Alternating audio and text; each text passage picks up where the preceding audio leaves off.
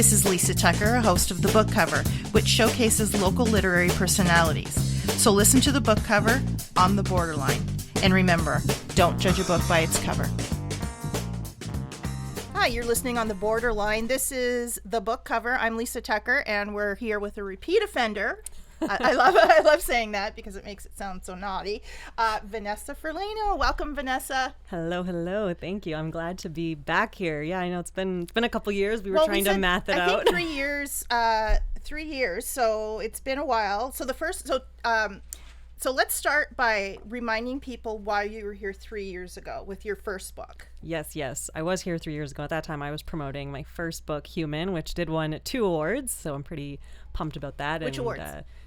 It was the bookshelf. It was one was the Wishing Shelf Book Awards, and they were actually like a UK-based group. And then there was and it was cool. It was fun. And then there was another one called the Bookshelf Awards, and that one actually, because of that award, my book was featured in Times Square. It was really cool to kind of see your book in Times Square. I was like, oh, fun. I love it. So did you get to go to New York, and did you get to go to I did UK? Not get to go either place, but it's okay. You know, they promote it for you. Yeah. But no, unfortunately, I couldn't make it. I had some other conflicts. That's too but bad. It's still fun. You know there's really a cool. great, I have to tell everybody that loves books, there's a great hotel. It's a boutique hotel downtown New York. It's called the Library Hotel. And every floor is a different genre. Oh, cool. No way. That's so they have, cool. the romance floor is all like romantic. Their rooms are all romantic. The mystery floor is all spooky and like death. Yeah, it's awesome. That's really cool. Yeah, actually. I haven't been there, amazing. but I've heard I have to go there. So next time you go and you have a big release. Next time I book some Times Square, I know where I'm staying. Right? Anyway, okay. So the reason you wrote Human to begin with. Oh, man. I mean, 5 years ago, it's really funny because, oh no, I know you want to ask me this later, so maybe I'll just stick with Human. Yeah, let's do chronologically. So Sure. and I know you had gone through a lot of stuff. Yeah. Working up until Human, for sure. Yeah, Human, I think, like, at the time I was writing it because I sort of had this belief that I was like, I think the way that we're living is a little bit, I think we're sometimes a little bit, I think human beings were like very beautiful people as humans, and there's this whole, kind of array of emotions and then the human experience that we are capable of feeling. But I think that at that time, what I particularly felt was that we lived in this society that almost didn't want us to feel that range. So I felt, maybe sometimes as humans, like we're a little bit stuck. And of course, that's just a reflection of more of how I felt at that time that I was writing. But Human was really that. It was just kind of going through some of my own experiences and my own journey, and healing journey, really trying to like come back to like, who am I, right? And really also trying to understand like the connectedness between all of us, right? That like my journey is not just about me. It really is at the end of the day about all of us. Mm-hmm. And that was really what I was trying to sort through at the time of Human. Yeah. And what you're saying really, I don't think has ever been needed more now. And it's funny, just this afternoon, I was just telling my husband, he worries all the time. He's worried all the time. Right. He worries about money. He worries about this and that. I said, you have to slow down. And remember, we're so lucky. We have a beautiful home that we don't have a mortgage on. We have our 2 beautiful children who are healthy and smart and nice. And, we are so, I think, programmed to be negative, to be always trying to reach for something that we don't even know why we're reaching for it anymore. And we have to stop and stare. We have to look and smell the roses. We have to exercise those more positive feelings, I think. And this time, I think more than any other time in my life, that's needed. Yeah, and I think for me, like what hits me the most is this. It's really trying to like turning inward to find that, right? That it's like, I think especially we live in the society that is, if you think about it, every message you're kind of fed is like, you need this product or this service or this thing to feel good, do good, be your best. But I think sometimes we just have to come back to ourselves and really spend time with ourselves. Like, who am I really? Who am I underneath all this? All the things I've been told to be, all the person and the things and that I'm supposed to live up to, but like, who am I really? Yeah. And find that part of us, because we find in ourselves, we find like who we are, but I think we find reality, right? And I'm actually a certified mindfulness teacher, and my teachings and learnings were more in like engaged Buddhism, which is Buddhism that's meant to help us engage in community and in social justice work. And, that's something that we say is like when we kind of tune inward, we touch reality deeply, but we touch a reality that's like reality as is, right? It's like I see the world for what it is. I see me for who I am. I see you for who you are, not for the stories of who I've told you that I am or the stories that I've been told to see you as, right? It's like I just see reality as is. And it's actually very, very beautiful when we commit to that. 100% agree. I love it. So what kind of experiences did you get to have writing the first human? Writing the first book. Like, obviously you got these wonderful awards. Like, oh yeah, how wonderful. And you've gotten to go on like different talk shows and definitely. And like, what an experience. Now, did you do the interview for CTV Your Morning? Was it for this, the Revisited? CTV Your Morning was for this next book. Oh, okay, for the Revisited one. How was that like? It was good. It was a lot of fun. Yeah, I like to do the morning shows are always really fun. They're really high energy. And like positive too. Yes, very positive, very high energy. And I mean, I think I have a mad appreciation for the hosts of those shows because they're like, I remember I was interviewed by Melissa Lamb, and she's like, oh yeah, I was like up at 3 and I had to be here on, studio for like 4 or 5. And then they're basically on at 6. And then they're just like, go. And all their segments are very short, right? Yeah. So it's like 3 minutes. Like I think my segment was like 5 minutes, and you're just like, go. And they don't stop until like whenever it is 10 or 11. But it's like mad appreciation for that because it's wild. Their whole day time, like their timeline during the day isn't like a regular person. Yeah. Like they don't work 9 to 5, have some dinner, relax, and then go to bed at a reasonable hour. They have to go to bed at almost like 4 o'clock in the afternoon just to get their 8 hours of sleep. Yeah. No, it's wild. And I think too, like they're, a lot of, it's kind of like this, right? Like we're not scripted and they're not scripted, but they're like fast and go, right? So it's like a very, it's a lot of fun though. It's a really good time. I like to do the morning shows. I would love that. In another life, I'm going to come back as one of those hosts. I don't know if I'd like getting up at 3 a.m, but I'd work with it. Maybe in that lifetime. You never know, right? These days I sleep in. But anyway, now it was 5 years. So you wrote Human 5 or so years ago, and now it is you're writing. What are we calling Human? Is it Human? This is the Expansive Edition. Expansive Edition. Okay, this is the 5-year reflection. Right. Yes. So what made you feel the need to do this book as a reflection of the first? Yeah, I have to be honest, I actually never really thought that I would. I thought Human was human, that was it. And in fact, when I wrote Human, there was so much that I had written. And then when I kind of came back to my intention, I was like, okay, what do I actually want Human to be about? Like, I didn't want Human to be a memoir, right? I wanted it to literally be about how we're connected to our own humanity. And so I took out so much of Human, and then I was like, oh, I'm just going to publish this in the future. That's not what I'm publishing this time, but there was just, that's just kind of the way the journey goes. But I never thought I would do a reflection on it. And I actually did at the time. I was working with a publisher who had suggested the idea. And then I was like, oh, okay, sure, like I'll give it a shot. Why not? And then when I went back to read the first book, 'cause I hadn't read Human in a while, I hated it. I was like, oh my God, I hate this book. Like, why did I even write it? It's so brutal. Like, but of course it wasn't an artist being hard on herself, but it also had nothing to do with Human. I think it's just when you look back 5 years on this version of who I was, I was at that time, I was probably like 23. I'm 30 now, right? Like, because if you think about it, by the time I actually wrote Human was before it was published, right? Yeah. So I was like 24. Your frontal lobe was still I know, I was still a kid. Perfecting itself. And I remember I first read Human and I was like, I hate this book. Like, why did I even publish it? It's so bad. And but of course that was just this judgmental part of me that was more hating on myself and these parts of me that I just hadn't really come to peace with. And so I remember I had read it and I was like, I'm never touching this book again. And I think it was 6 months passed before I picked it up another time.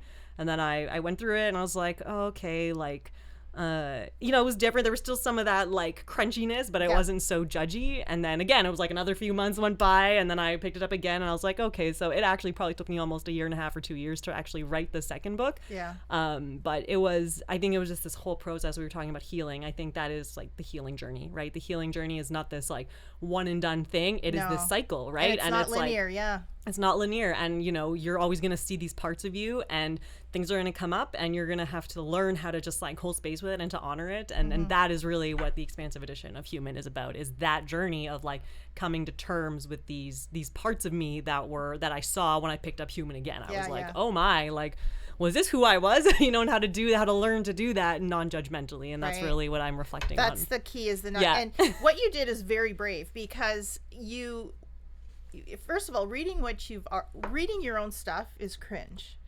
it's like, oh my God, especially if you're in like from 23 to 30, that's a huge, it's not just 7 years. It's huge, like a huge, because you were still not a biologically formed adult in the brain, neurologically, I guess. And then now you're a completely formed adult, your brain is completely finished, and you go back and you're like, oh, Jesus, what the hell?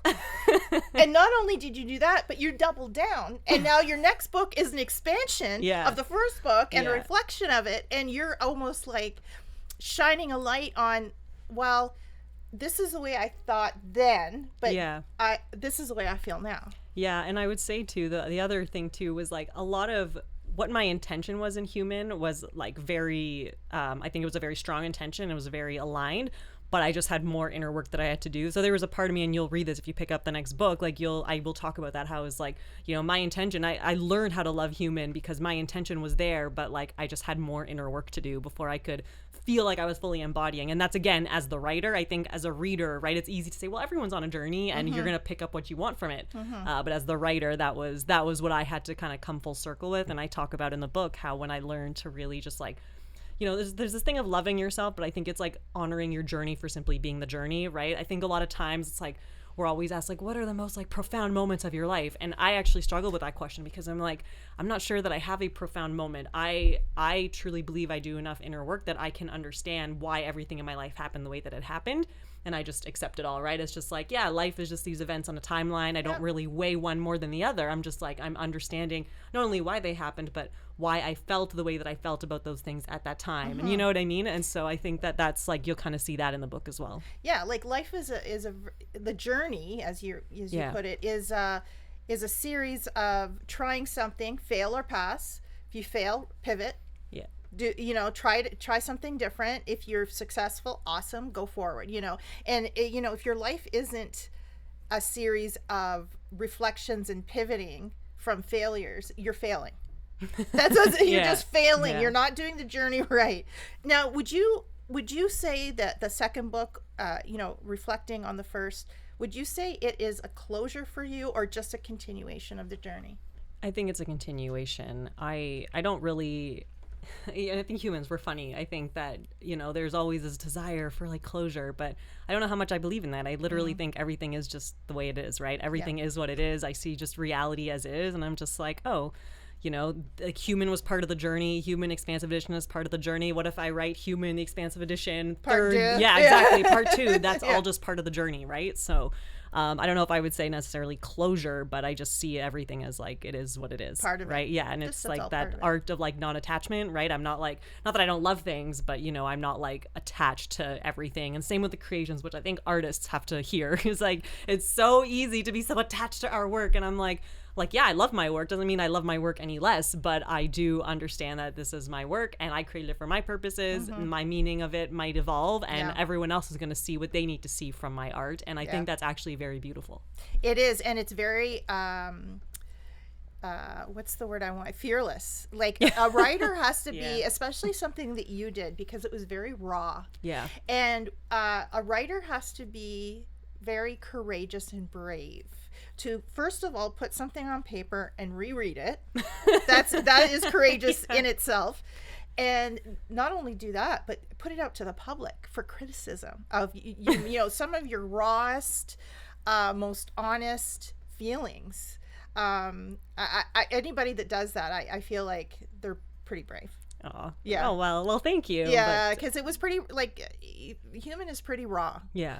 And you can see, you were going through emotions. And again, you may not have been able to write that as a 30-year-old. Yeah, exactly. Right? Because the whole emotional, the flux is like from 16 to 24. Yeah. That's your emotional flux. That's your brain growing and completing itself. And I don't know if you would have had that profound raw emotion if you would have read it at 30. Yeah, that's true. No, Yeah. that's very true. Yeah.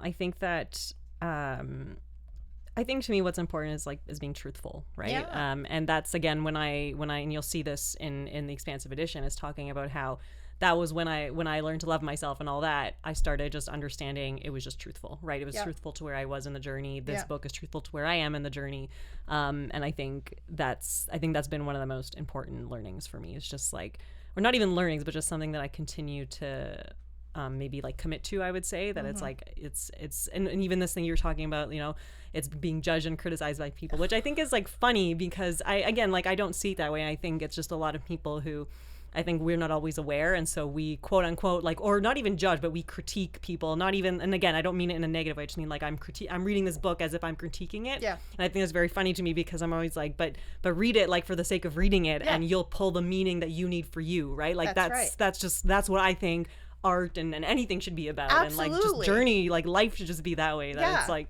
you know, that I'm just like present instead of like I'm gonna read this like I'm critiquing something. I'm like, but read it for you, and like whatever comes up for you is whatever you need to see at that time. Well, it, you know, and books are just like visual art, and I always go back to so I spent 4 years in Ottawa, and at the time, I don't know if it's still there was that piece that they had spent millions of dollars on. It was giant. It was like 30 feet high, and all it was a red, I think it was called The Flame. Anyway, all it was a white painted background and a red stripe from the top all the way to the bottom, sort of offset.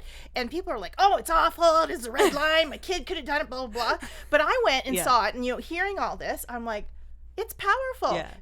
I don't know if it was the size or, you know, I liked the even lines. And it just, you know what? Art of any type, whether it's written word, whether it's visual, it means something different to every person experiencing it, because they have different perspectives. They have different backgrounds and lives and history and all that other wonderful stuff. I want to talk about your launch of this book. Okay, so you are doing something very special. It's going to be called Transform the Night. So tell us a little bit how this event came to be. Well, so I guess there's a lot of pieces to it, but it's there are, like, even just the fact that you know, you're you wanting to do this as a community spotlight for Indigenous-led nonprofit. It's called Knock and Dawn. Yes. So tell us a little bit about that. There's a few pieces to this. So I think you know, the new book coming out, the Expansive Edition of Human, is really about inner and outer worlds coming together, right? It's a self-help book, just like Human was, but I think a lot of self-help is really focused on our inner worlds, and that's fine, but I think it only serves us to a certain point, because at the end of the day, our healing journeys are all kind of intertwined. And it's not just like me and like other people, but it's like with what's happening in the world, right? Things are happening around the world, and those things affect us, and so how are these threads connected? And that's really what the Expansive Edition of Human is getting at. And so, you know, for me, in terms of like thinking about not just a book launch or celebration, but, you know, it's like, how do I put that into action, right? And that's kind of where Transform the Night came from. And so I knew I wanted to do something to celebrate. I'm actually going to be performing some music. It'll be kind of my debut. Because you're also a musician as well. Yes. Pianist? Yeah. But you know, so, and then I think it just makes sense to be putting money back into community all the time. That's just part of my ethos, and especially when we think of like inner and outer worlds, right? If we do our inner and outer work, our inner and outer worlds come together. And so I think it's something that all of us should be doing. Philanthropy and like activism and advocacy is very important to me. I do work with returning citizens. I support, you know, I'm very active in like Palestinian liberation. I think there's just a lot. I think we should all be active in our communities, and I think it's extremely important. And I think, tell us a little, sorry, before you go on, because I didn't know this term, returning citizens. You do work with returning citizens. Tell us what that is, because I didn't know. Yeah, returning citizens are people that are leaving incarceration and they're coming back into society. And I do that with an organization, a nonprofit in Texas. Kind of random. I don't know why it's in Texas. It just kind of happened that way. Yeah. But I meet them every week. I meet with a group of men that are returning into society after incarceration. Some people have been in there a few years. Some have been there like 15, 20 years. Wow. And, you know, I offer business and personal mentorship, because a lot of returning citizens, once you leave incarceration, it's very hard to find work. You're kind of like red listed. Yeah, exactly. Like it's very hard to get a job. And so most of them have to make their own businesses. And so that's the kind of support that I offer. Interesting. And how are they receptive? Oh yeah, of course. Like this is all done through a nonprofit. So the nonprofit actually does like business training with them in prison. And then once they leave prison, then it's like myself and other mentors, we come in and we help them. Oh yeah, very receptive. Because it's not required. These men Well, exactly. It's not required. Want to go to this. Exactly. So it's you're definitely working with the folks that have done a lot of inner work in prison that have said, you know what, like it's time for me to take my life seriously. But I think, I think part of my service is also inviting a lot of returning citizens onto my podcast, and they share their stories. And I think when you really understand, like, even going to prison, like there's a lot of injustice behind why a lot of people are sent to prison. Sure. There's a lot of like, there are very powerful people who do very bad things that will never spend a day in prison just because of the fact that they're privileged and entitled, right? Whereas like, when you... And white. Yeah, And the president. I'm not naming names. We're not naming names here. Just conversation. Yeah, that's all. But that's Secret the reality. Okay. But that's the reality, right? Like there is a lot of that sort of injustice that does exist, and so I think it's extremely. Anyways, and so that's what I've learned a lot, and that's why it's always been something very important to me. And actually, the individual who wrote the foreword for my book is actually the former CEO of the Prison Entrepreneurship Program, which is the nonprofit that I work for. And so he just stepped down like not too long ago, like right when he finished the foreword, I was like, yeah, right. But so it is a very like strong relationship that I have. But I do think at the end of the day, like I think getting involved in community is very important, because I do genuinely believe there's a better world that we can create, but like we don't know that just because of the fact that like society is structured the way that it is. And so we just and it's very easy to get stuck in this mindset of like, this is just how it is. But like, I don't believe that. For me, I'm like, no, like there is a better way we can do this. And I think maybe the masses won't understand it like all at once, but I believe that, well, if I'm an individual person and I'm doing it, maybe that'll inspire somebody else to do things differently. And then that kind of is like the domino effect. That's how we actually create change. And see, you're doing it on a big scale. That what I do on a smaller scale as a mother of two. So my two kids are the kindest, most, they just are kind kids. And, if I can teach them to be kind and, offer help to those who need it, maybe somebody that they offer help to will, it repeats itself, right? It's exponentially sharing this sort of quality, I guess. And I think, and I want to highlight too, like that's kind of the connection of like your inner and outer work, right? Or your inner and outer world. Like if you spend time on yourself doing your inner work and finding like even joy and finding ways to be compassionate, understanding, that reflects into your outer work and into your outer world, right?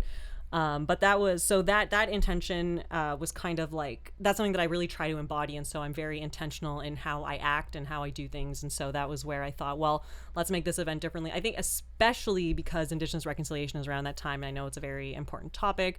It's something that's become more important to me, especially with just everything that we're seeing in like Palestine, that I'm like very, very aware of just our history of Canada, how the Indigenous Act did a lot of harm to a lot of Indigenous people. And that sadly, that is still kind of ongoing in the world. Like the United Nations literally released today that in fact there was genocide happening in Palestine, and there has been, it's like since October 7th. And so I just think I'm like, okay, how do I make Indigenous reconciliation mean something? And that to me is like action, right? Like I think there's a lot of things like land acknowledgements, which are great, but I think we have to start thinking of reparations and we have to start moving into action. And so for me, it's like, that outer work, community. How do I put money back into community? How do I put time back into community? And so I actually, I had the chance to I was like, okay, I want to do this event and I want to give proceeds back into especially a local organization, right? And so we actually do have a donor. We have an organization who's going to be making an additional contribution, which I can't announce yet. Oh, damn. I know, a little early, but they're actually making it like an additional contribution. And so when they kind of came on board, I was like, perfect, this is going to be like an event and we'll put proceeds towards this, towards Knock and Done. And so I actually spoke to a few different organizations, but I chose Knock and Done because they offer essential services to Indigenous people here in Sault Ste. Marie, Northern Ontario. But their essential services are focused on anyone who's experienced like sexual violence.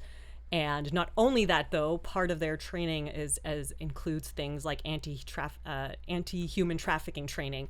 So they offer like workshops to organizations on how to like spot human trafficking. And that to me was something that I was like, oh, like not only do you have this inner work, the healing part, but they're also, here's the outer work part, right? Like here's the anti-human trafficking training. And that was something that jumped out at me. And so I didn't even have to hesitate. I was like, oh, I met them and I was like, yeah, y'all are it. Yeah, you're in. You're in, yeah. So Transform the Night. It's going to be Sunday, September 28th at 7 to 9 at the Speakeasy. At the Algoma U. Yes, and now you teach at Algoma U, correct? I do, yes. And what do you teach there? I teach in the business and economics department. Very nice. And this is first year, second year, third year that you've been teaching? No, I've been teaching about a year. Yeah. Oh, very interesting. Yeah. Oh, that's, and it's great to have somebody that has that passion for the outer work, as you say it. Come back to Sault Ste. Marie. I love it. Like, we're always proud of our locals that go out and do great things in the world, but when they come back and do great things here in the city, I feel happy when people do that, especially and as young as you. I'll say, I know you're 30, but you're still very young. So you've got a lot of work to do in your future, and I love that you're here. Anyway, so what can people expect on Transform the Night? Okay. So first of all, we're gonna have opening DJ Seath. If you don't know DJ Seath, like he's amazing. I know him from other community groups. I'm an old lady, so I don't know any DJs. He's in town. Like he's in town, and you'll actually see him at a lot of the like community events. Like he's often up there, like performing and doing his thing. Yeah. And I just love him, and I think I love him because we align on a lot of the like inner outer work type stuff. He does he's donated a lot of his money to a lot of like money he's raised through his records and stuff to local organizations. And so I'm super happy that he's involved. So he's going to open the show. We're going to do a little bit of like what I call like a fireside chat. So myself and someone else, and we'll just be chatting a bit about the next book. And then at intermission, you'll hear from Knock and Dawn. You'll hear them. They'll talk about their journey, their work. And then after that, I will close the show with some never before heard music. Yeah, awesome. And people can get the tickets? Yes, people can get the tickets at vanessaferlaino.com/events. We actually do have so we have like general admission pricing, and then we have like community or discounting prices. So please use it. If you don't want to spend general admission, you don't have, just use it. Yeah. Like I don't care. Yeah. And general admission includes your book. And all tickets include the book. So we also have live stream pricing. If you don't want to leave your house, that's cool.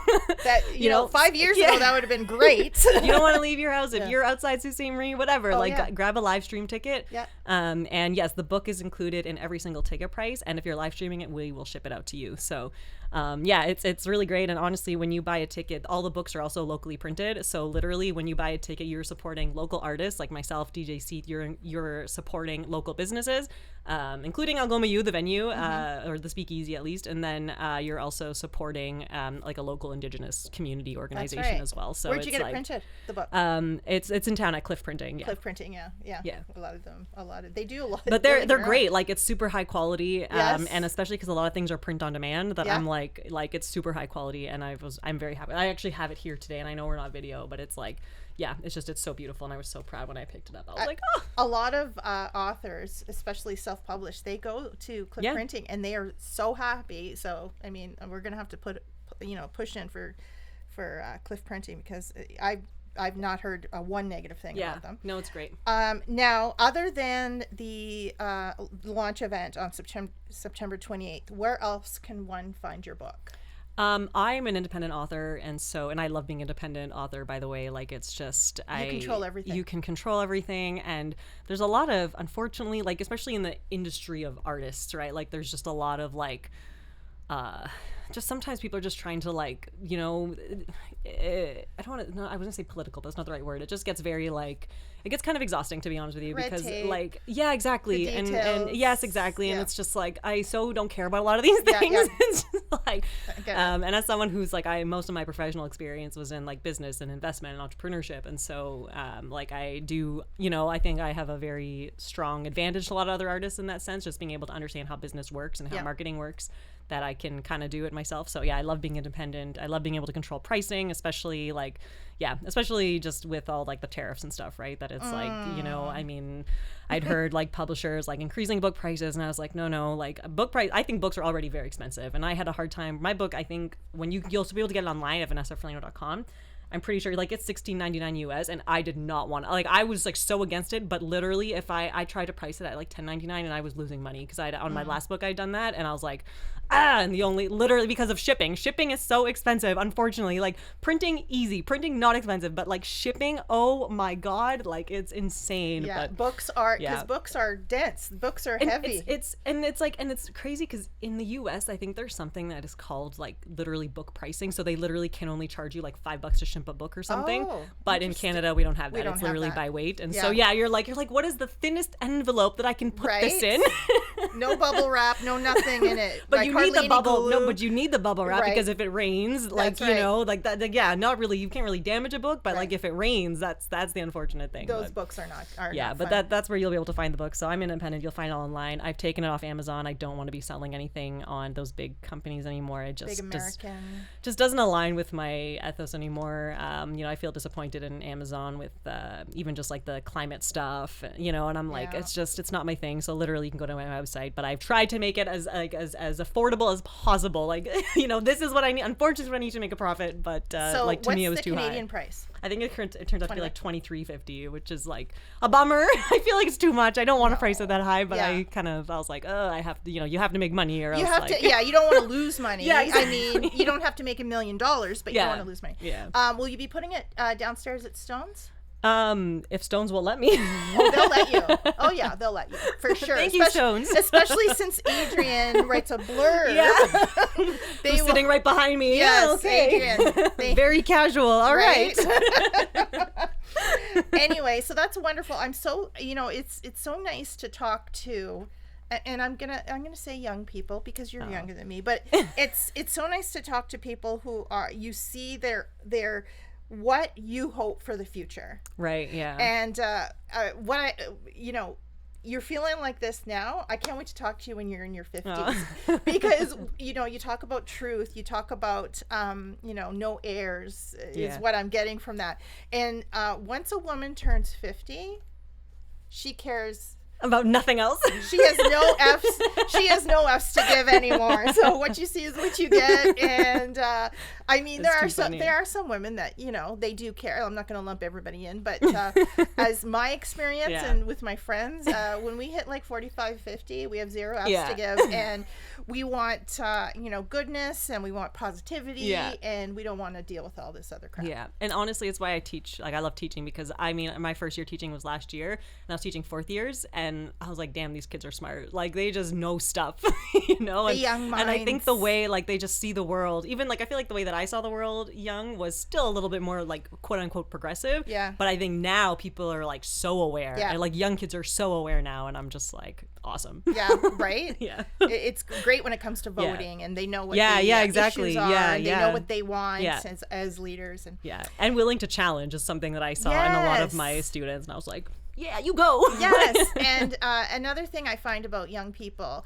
even younger than yourself, is it's okay to have differences of opinion. Yeah. You know, true. For me, if I'm listening to somebody who has a different opinion than me, I may not always agree with what you're saying, but I always learn something because I learned something that's out of my perspective. Yeah, exactly. You know, and the more that you know, the more places you'll go. Yeah. As Dr. Seuss said. Yeah. Anyway, thank you so much, Vanessa, for being on the show again. 3 years isn't a long time, so I'm hoping you'll come up with something in the next 3 years. Okay. That or maybe sooner. Yeah, can you get Mission on that, accepted. Please? Okay, thank you. But we've been talking with award-winning author, musician, activist, teacher. I don't even know what else to say.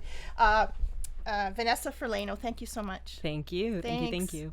You've been listening to The Book Cover on the Borderline. I'm Lisa Tucker, and remember, don't judge a book by its cover. Hey everyone, this is Vanessa Ferlaino, award-winning author, musician, host, producer, activist, and philanthropist. You can check out my next book, the Expansive Edition of Human at vanessaferlaino.com. Don't forget to keep on listening to The Book Cover with Lisa Tucker right here on The Borderline.